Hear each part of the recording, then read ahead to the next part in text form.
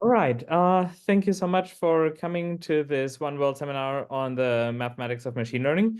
It's my great pleasure to welcome Lisa Maria Kreusser from the University of Bath. And she's going to give today's seminar on unveiling the role of the Wasserstein distance in generative modeling. And without further ado, the floor is yours. Thanks a lot for giving me the opportunity to present here. So I'm going to talk about some recent work related to the Wasserstein distance in the context of generative modeling.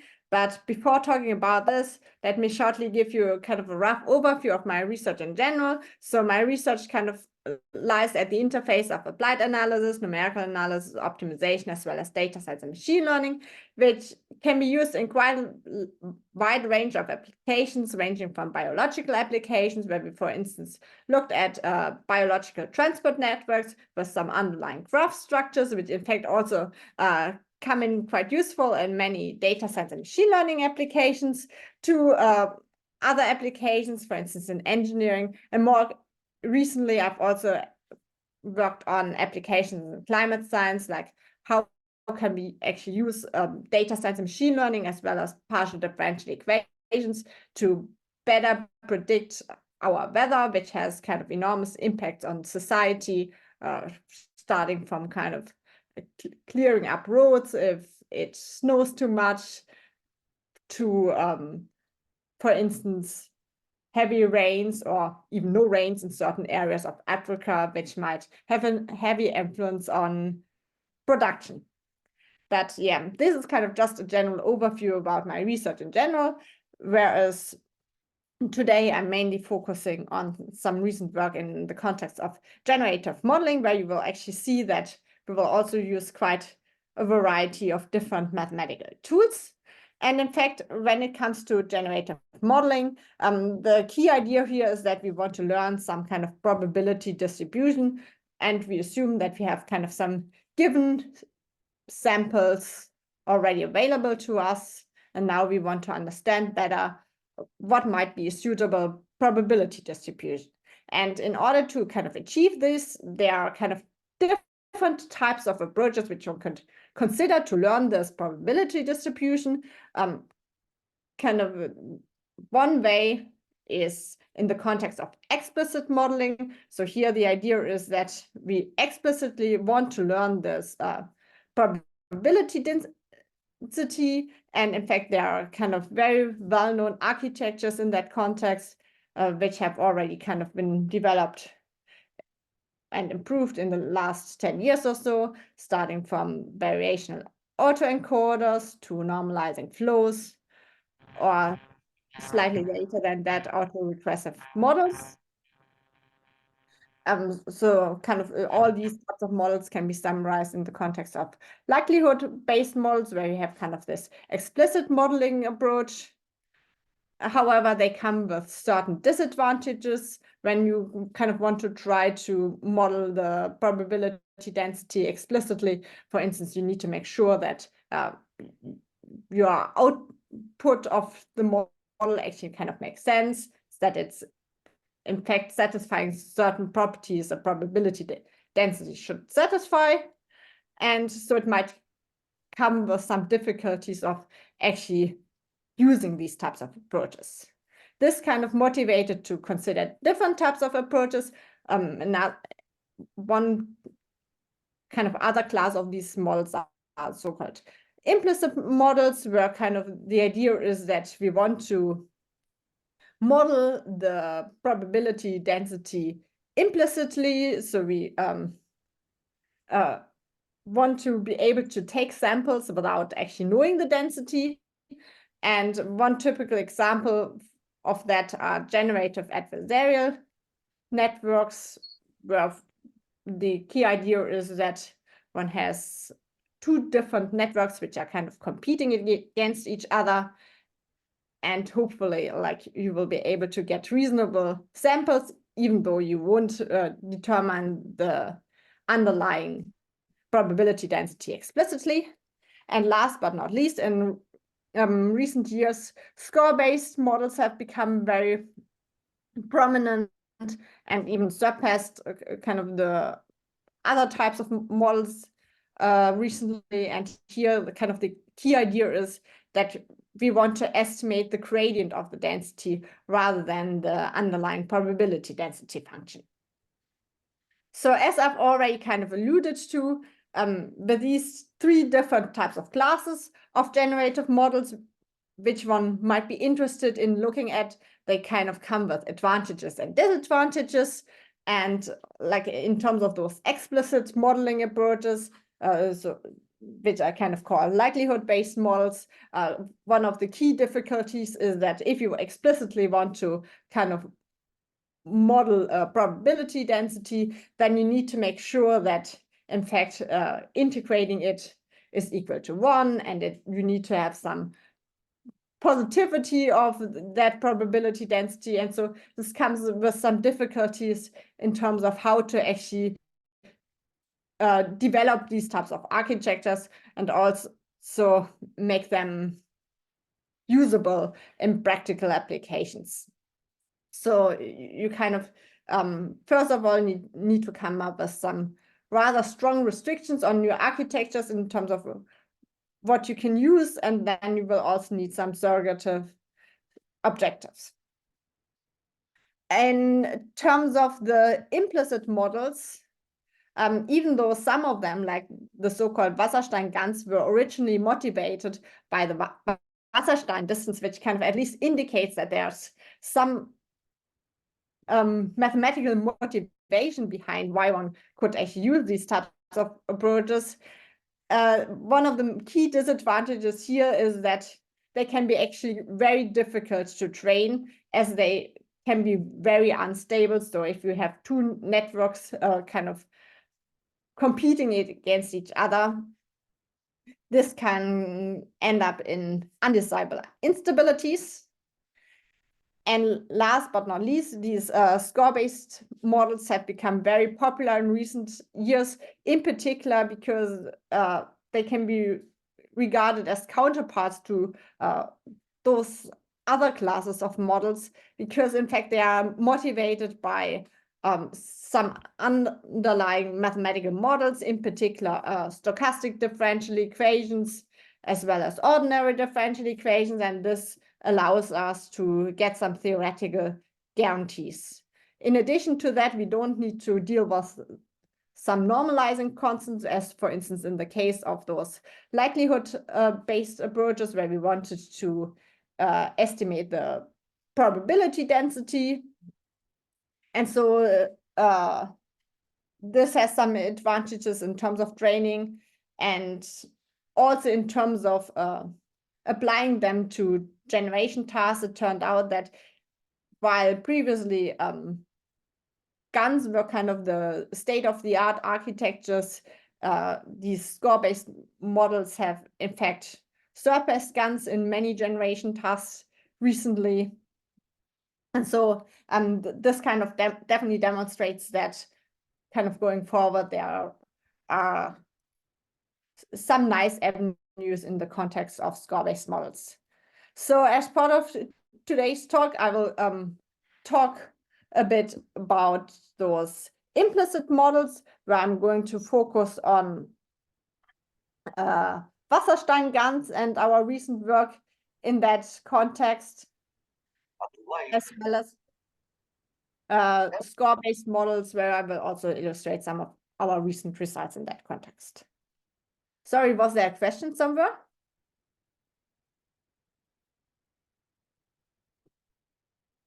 No, I guess not. So let me kind of talk first a bit about our work in the context of Wasserstein generative adversarial networks, where kind of the key idea is that, let me firstly kind of introduce what GANs are about, and then I will kind of go into a bit more detail in terms of how Wasserstein GANs differ from those general GANs. So the key idea is that we have some random noise as an input for our generator, which is one of our neural networks. And the aim of the generator is to produce realistically looking samples, which should be kind of indistinguishable from true data. And then on the other hand, we have a second network, our discriminator, which has kind of either this generated data as an input or real data as an input. And the aim is to distinguish whether the input data is real or fake. And as you can kind of see from this, these two neural networks are basically competing against each other. If the generator is kind of producing very realistic results, then it's kind of getting a bit harder for the discriminator to distinguish those real data from the data produced by the generator. So to formulate this a bit more mathematically, what we're kind of looking at here is we have two neural networks, a generator and a discriminator. The generator has kind of this noise as an input and some data as an output. So we kind of could regard the input space as some latent space set, endowed with some multivariate Gaussian distribution. And the output is some kind of data space. So more precisely, if we kind of consider some samples from our Gaussian distribution, which is kind of the input for our generator, then we hope that we get some kind of realistically looking samples, and the data which we produce satisfies some kind of distribution which we call generator distribution.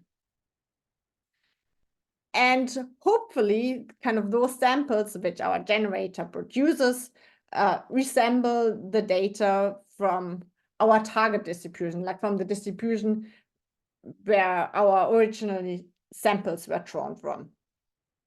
And so kind of the aim is that our generator distribution p theta should be as close as possible to the target distribution p star. The parameter theta indicates here that the generator is some neural network with weights theta, and we want to train those weights theta so that in fact the generator distribution p theta is in some metric close to the target distribution p star.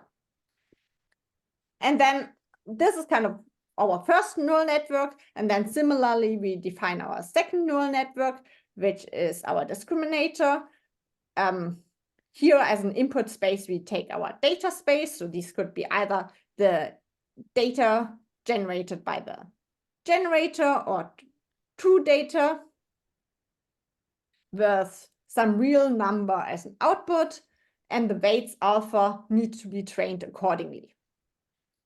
And here again, the main aim is to distinguish between samples drawn from the data generated by the generator and real data. And to kind of make this work, one way one could kind of assign these outputs is that we want to output some kind of probability value, for instance, 1 for real samples and 0 for generator samples. And so this kind of gives us some kind of interaction between the generator and the discriminator, because of the aim of the generator is to find those weights theta so that the generator distribution p theta is sufficiently close to the target distribution p star. And then on the other hand, the discriminator is trained in such a way that with weights alpha, so that those real and fake images are distinguished from each other. So to kind of write it down even more mathematically in terms of a loss function, which we could consider, is that for the discriminator, what we basically indicated before, like if we want to consider real samples, we want an output of 1, whereas for generated samples, we want an output of 0. So to kind of implement this, we could say that if we have samples from our target distribution, then d alpha of x should be maximal, so it should be kind of close to 1 in that case. So that's why we are kind of maximizing alpha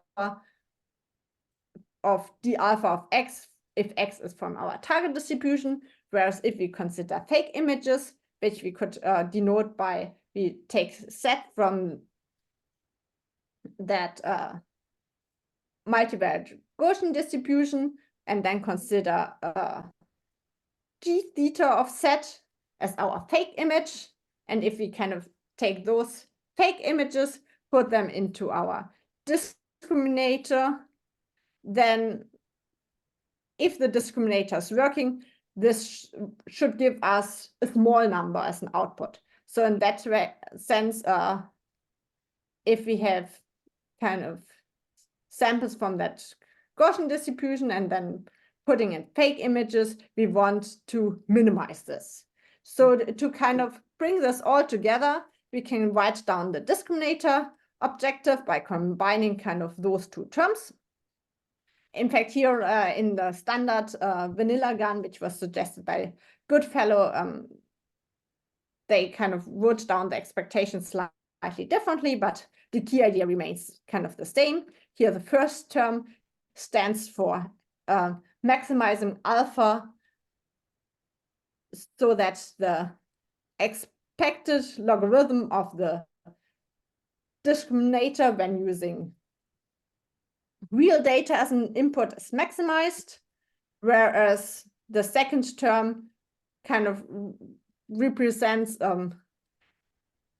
the fake images as an input. Originally here we had kind of the minimization with respect to alpha, but of course any minimization problem can also be rewritten as a maximizing problem when kind of considering an appropriate negative sign in between. And so this was kind of done in this second term in here, and this kind of gives us the discriminator's objective both in terms of what to do with real images in the first term, as well as what to do with those fake images in the second term. And now the next step is to consider the generator's objective, where we the aim of the generator is to find kind of these weights theta in such a way that the discriminator's objective is minimized.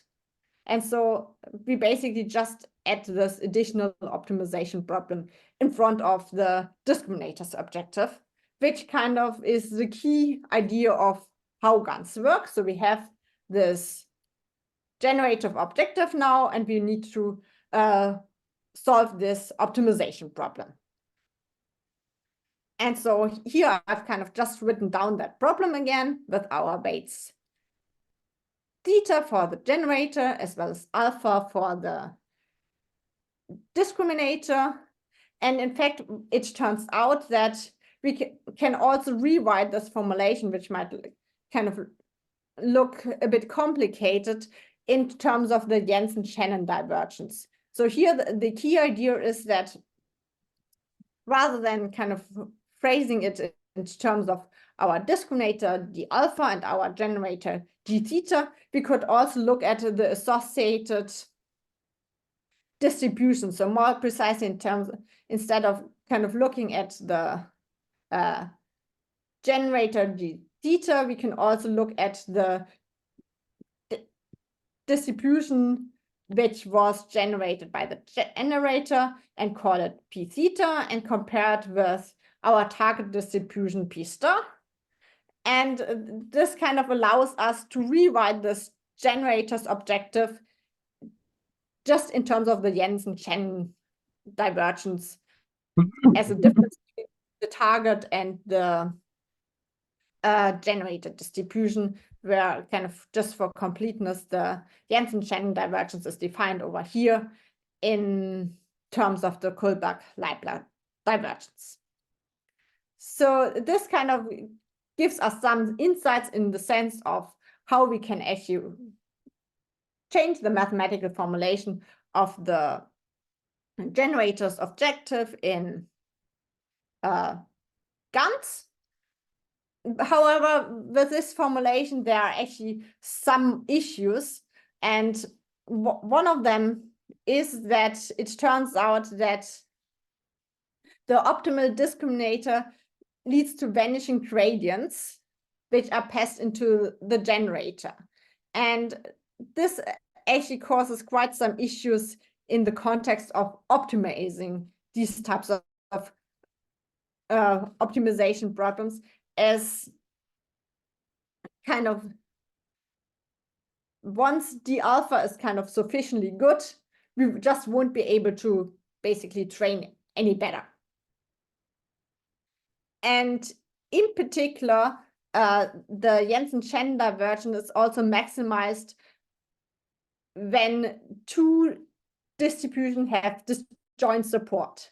However, it could actually be that the distributions which we obtain are very similar to each other, but still have kind of slightly disjoint support. For instance, if we were having some kind of data distributions as our target distribution. And this is actually something very undesirable of the Jensen-Shannon divergence. And this was actually the reason why people suggested that instead of looking at the Jensen-Shannon divergence, it would make sense to consider the Wasserstein distance instead, because as opposed to the Jensen-Shannon divergence, which kind of has this issue that distributions with disjoint support have maximal Jensen-Shannon divergence, this is not the case for the Wasserstein distance. And in fact, the Wasserstein 1 distance decreases smoothly as the supports of the distributions converge to each other. So in that way, as previously, we kind of had here, we were minimizing theta of the Jensen-Shannon divergence between our target distribution P star and our generated distribution P theta. Instead, this kind of motivated to consider the Wasserstein GAN, where kind of these terms as previously can also be expressed in terms of the discriminator as well as the discriminator evaluated at fake images produced by the generator. So kind of the key idea of those two terms is, as we kind of had in the standard vanilla GAN as well. So the first term here kind of represents real images where we want to maximize the discriminator, whereas here, when having kind of fake images as an input, we want to have a minimization, or since we're still kind of maximizing over the discriminator, we kind of put a minus sign in here. However, kind of when you carefully look at this optimization problem in terms of the Wasserstein GAN, what we notice here through this rewriting is actually that we introduce an additional constraint here. So what we do is that we now need to consider one Lipschitz functions for our discriminator. And so this causes some additional issues in terms of the optimization. So more precisely, we kind of have formulated our Wasserstein GAN objective now. And in fact, the key challenges which we kind of have to solve is, first of all, that numerically it's impossible to optimize over the set of all one Lipschitz functions currently. So one could, for instance, use some kind of regularizing terms to satisfy this constraint that we consider all one Lipschitz functions. And secondly, what is also worth noting is that the key idea is that one wants to minimize the Wasserstein distance between the target distribution and the generated distribution, which could potentially be kind of full measures. However, when solving anything like this on a computer, we will only have access to finite samples. And so it's also not clear how going from full measures to finite samples will actually influence the associated numerical results. So kind of just to sum up, what we are going to do is we are kind of going to look at the Wasserstein GAN, and we've kind of already seen some issues which might potentially arise. And so one very logical first step is to kind of just look at how Wasserstein GANs are actually implemented in practice and see how well this optimization problem, which we want to consider, is actually solved. And so in terms of the implementation of Wasserstein GANs, the key idea is to consider two optimization loops. So first of all, we want to minimize with respect to theta. And secondly, we want to maximize with respect to this discriminator d alpha. And so the idea here is that in an outer loop, we want to determine the optimal weight theta, and in an inner loop, we want to come up with an optimal discriminator, where we basically have to consider the function over here as our objective, which is kind of our auxiliary function v in that case. However, due to maximizing over all one-Lipschitz functions, we also introduce a regularizer. And so this gives us a loss function by combining this objective with our regularization. And we also introduce some parameter lambda, which we tune later on to see how good our one-Lipschitz constraint is actually satisfied. And hopefully, in the end, our function v is actually sufficiently close to this Wasserstein 1 distance. And for finitely supported distribution, we can actually also evaluate this exactly using, since this can be rephrased in terms of linear programs. And so this allows us to compare our results. So when looking at fixed finitely supported distributions, what turned out in terms of the simulations is that, first of all, as expected, there's a strong dependency on this parameter lambda, which regulates how good our one-Lipschitz constraint is satisfied. So which can be kind of seen in the plot above. Here on the left-hand side, we see what the actual Lipschitz constant is when kind of estimating it, and when lambda is very small, the one Lipschitz constraint is not very well satisfied, whereas for larger values of lambda, it is the case. And so it makes sense to kind of normalize it again. But in all these cases, no matter how we choose lambda, it turns out that kind of the estimated Wasserstein distance is far below 1. However, since in this case of fixed finitely supported distributions, we can actually calculate the Wasserstein distance explicitly, it turns out that the real one is 41, whereas kind of the normalized one is smaller than 1. So there's a big discrepancy in terms of that. And so there's something which we haven't understood very well. And so this encouraged us to look at sample complexity issues of the Wasserstein 1 distance empirically. And it is very well known that the sample Wasserstein distance concentrates very well around its expectation. And so one could look at some data sets, for instance, Cypher or Celeb A, while also considering their intrinsic dimension, which is known to be very relevant for any sample complexity issues. And so for this specific intrinsic dimension, we kind of looked at an empirical study for the sample complexity in that dimension. And what one observes is that when kind of comparing samples from that same distribution, we want the Wasserstein 1 distance to be 0. But it turns out that when kind of looking at 10,000 samples, the Wasserstein distance is still kind of above 3. And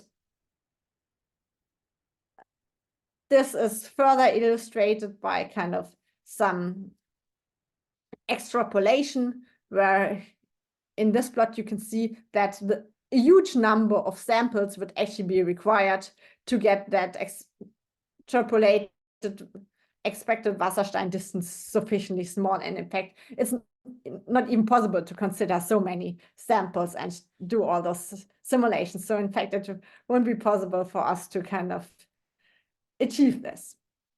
And another example in this context can be seen when looking at the batch Wasserstein distance, that also here some force minima arise. So for instance, when kind of looking at samples from the same distribution, we kind of have an expected Wasserstein 1 distance of roughly 50, whereas if we kind of compare the Wasserstein distance of our real data with some average phase, which you can see here in the middle, then our expected Wasserstein distance is around 47. And if we compare this with the Wasserstein distance between our real data as well as a k-means clustering image, then it's even smaller. And in fact, this can also be shown analytically as part of our work, that the k-means clustering actually minimizes this problem. And this is one of the reasons why we kind of observe worse quality than one would expect, because the Wasserstein 1 distance in this case for those very unrealistic geometric k-means pictures is smaller than with real data. So kind of looking a bit further into this, the question which kind of remains is why we actually observe these kind of undesirable minima. And in fact, with all these pictures which we kind of looked at, it might be related to how we actually compute the Wasserstein distance with imaging data. So more precisely, when computing kind of the Wasserstein 1 distance for 2 different point clouds, to some extent one can actually say it's just minimizing the perturbation of the sum of the L2 norm between different pixels of our images. And when kind of considering these perturbations, there's an intrinsic problem with the L2 norm, because when computing the L2 norm, for instance, for this reference picture and the slightly altered picture, then the L2 norm is, for instance, 62 between the first and the second picture. And for the L2 norm between the first and the third picture, it actually ends up to be much, a tiny bit smaller, even though kind of visually the first and the second picture kind of look much more similar to each other than the first and the third one. Or similarly with these other examples, like in all those cases, the reference picture and the slightly altered picture have a higher L2 norm than the first and third picture, which kind of illustrates an underlying problem with the L2 norm in the context of the Wasserstein distance. So let me just summarize. So what we have observed here is that we looked at different ways in which the training of Wasserstein GANs can actually fail. And in particular, we observed that the Wasserstein distance wasn't approximated very well. However,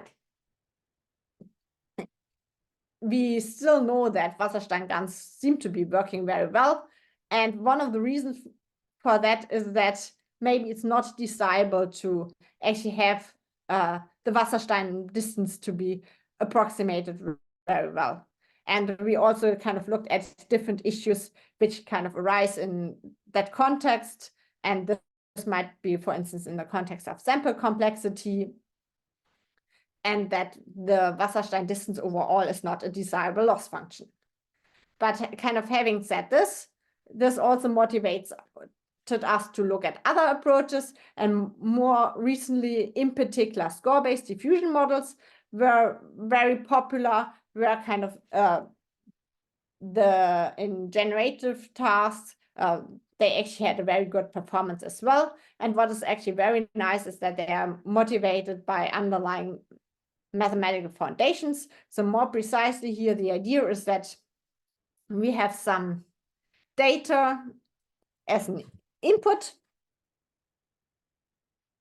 and we give this as an input to our forward SDE, where we assume that these functions f and g are given, and then we produce some noise. So kind of, for instance, going from that dog, we introduce more and more noise, and then eventually we kind of only, after a certain time, we only have noise visible.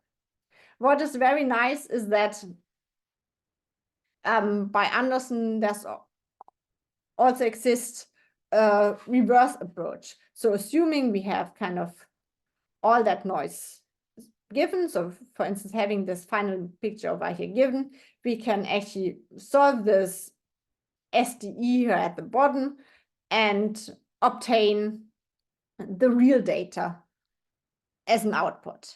However, this comes with one difficulty, namely, while in this forward SDE description, f and g were kind of known, and w is just the Brownian motion, it's kind of quite easy to simulate, given x naught, what x of t is.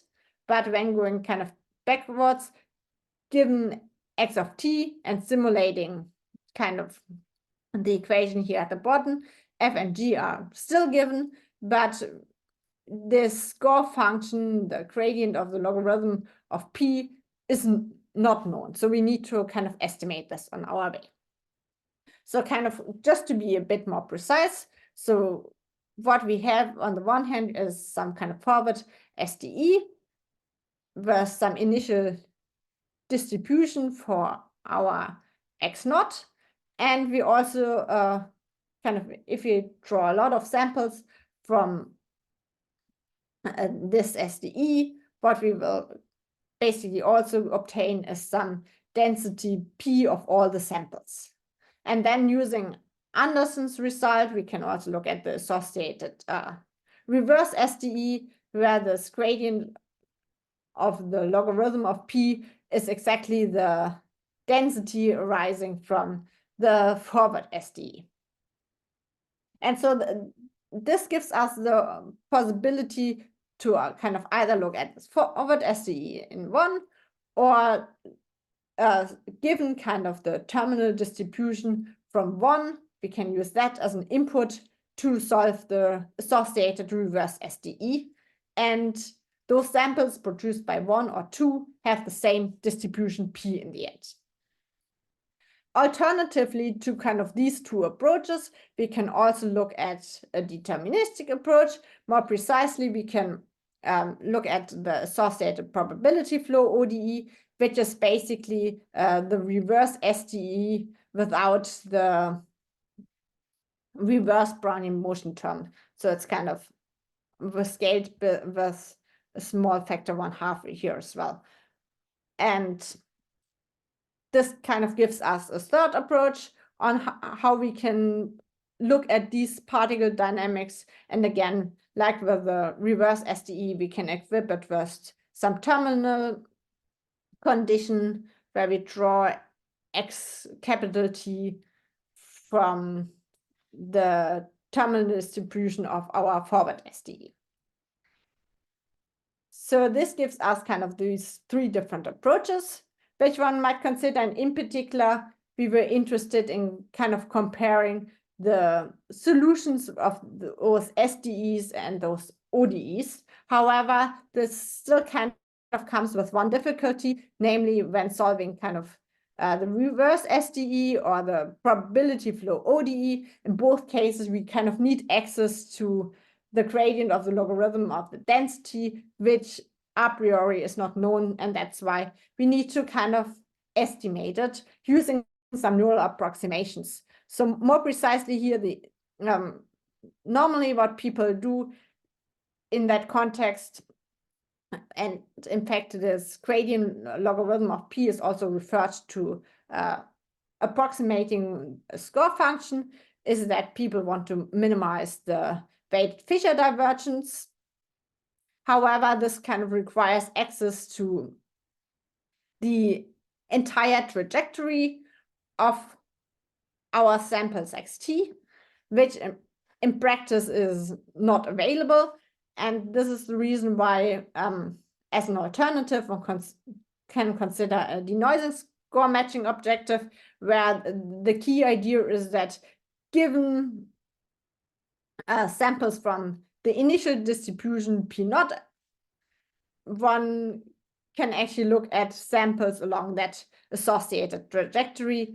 And in fact, it's also very well known that this minimizing this denoising score matching objective is equivalent to minimizing this weighted Fisher divergence, as they kind of just differ by some kind of constant.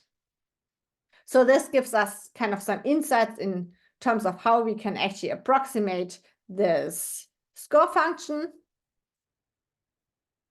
However, kind of mathematically speaking, it turns out that the score function is not conservative, and as such, it can't really be a gradient field, even though kind of gradient logarithm of p indicates that it should be a gradient field. And so to overcome this, what one could do is one can learn a potential model instead for approximating the log density. And in fact, it turns out that when doing this, we know that there exists some time-dependent normalizing constant, so that we can write the learned density p theta as the exponential of this potential model minus the logarithm of this normalizing constant. And what we're obtaining here is a probability distribution. So unlike those likelihood-based approaches where it was kind of quite difficult to normalize them, this is in fact not the case in these score-based approaches. And furthermore, what we can kind of see from kind of this calculation over here is that the gradient of the potential model is equal to the gradient of the log density, which approximates the gradient of the real log density. And so with these approximations, we directly see that it makes sense to consider these types of approaches and replace our gradient of the log density by these approaches. So we have now seen kind of the reverse SDE, our null approximation, which satisfies all the requirements we need to replace kind of this term over here. So it kind of makes mathematically sense to consider a reverse approximate SDE, where we are replacing the gradient log density by our null approximation. And we call the associated distribution p theta SDE. And similarly, we can also proceed with the approximate probability flow SDE. So originally we kind of had this equation over here, and as before, we kind of introduce some neural approximation, and then we obtain some approximate probability flow ODE. And we can not only do this with these types of description, but also kind of looking at all our samples from our SDEs. We can also look at the associated mean field approach, consider the associated Fokker-Planck equation, as well as introduce an approximate Fokker-Planck equation with exactly the same motivation as going from the reverse SDE to an approximate reverse SDE. And last but not least, since often it's much more handy to look at log densities rather than densities, one can also write down the associated forward log Fokker-Planck equations and the associated approximate log Fokker-Planck equations. So now we can finally have everything together to write down a physics-informed neural network for the mean field equations, where it kind of turns out that we can connect the residual for the approximate log Fokker-Planck equation with the residual for the forward log Fokker-Planck equation, and kind of define a Fokker-Planck residual accordingly. And this kind of allowed us to prove our main results on show the ODE SDE gap for approximate Fokker-Planck equation. So kind of our main result is based on the assumption that our neural network is trained well enough so that given some parameter delta positive, but a rather small number, and we assume that our neural network is trained so that this Fokker-Planck residual is satisfied sufficiently well. Under these conditions and some weak regularity assumptions, we could show that the Wasserstein 2 distance between the ODE density and the density of the samples for the approximate SDE is actually very small. So this constant C over here is independent of the parameter delta. So kind of if our associated Fokker-Planck equation is satisfied, then the densities of the approximate ODE and SDE are actually very close together.